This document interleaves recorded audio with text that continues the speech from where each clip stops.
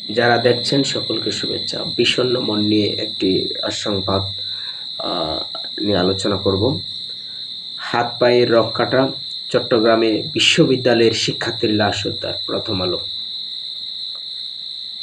চট্টগ্রামে এই যে এক ধরনের ভয়ানক একটি হত্যাকাণ্ড হয়েছে, যে হাত পায়ের রক কাটা, দুই হাতের রক কাটা, পায়ের রক কাটা, এই ধরনের একটি ভয়ানক হত্যাকাণ্ড হয়েছে ঢাকার আমেরিকান ইন্টারন্যাশনাল ইউনিভার্সিটি থেকে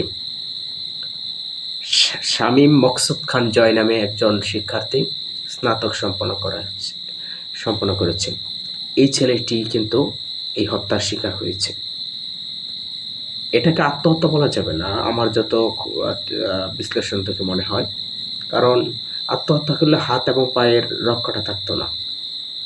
এটা ছিনতাইয়ের শিকার, নাকি কেউ মেরে ফেলেছে, না পূর্ব শত্রুতার জের ধরে মেরেছে, বা কোনো পূর্ব শত্রুতা থাকতে পারে, বা বর্তমান সময়ের যে সময় বিভিন্ন প্রেক্ষাপট আমরা দেখছি, বন্ধুর সাথে বন্ধুর বৈরী সম্পর্ক থাকে, আত্মীয় স্বজনের সাথে বৈরী সম্পর্ক থাকার কারণে কোনো শিকার হতে হচ্ছে।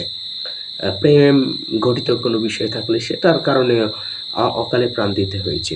এই যে শামীম মকসুদ খান জয়, এই যে বিশ্ববিদ্যালয়ের শিক্ষার্থী, সে স্নাতক সম্পন্ন করেছেন ঢাকার আমেরিকান ইন্টারন্যাশনাল ইউনিভার্সিটি থেকে। এই যে একটা উঠতি বয়সের প্রাণ, এই যে একটি কোমলমতি প্রাণ, এই প্রাণটি কিন্তু ঝরে গেছে।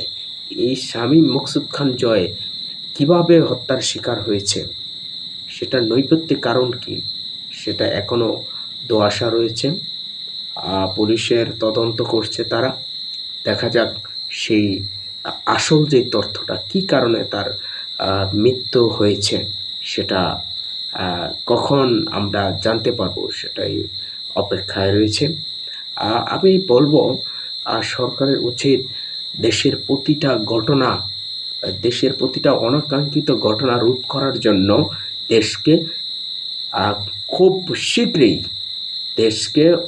শক্তিশালীভাবে নিরাপত্তার চাদরে আবদ্ধ করা।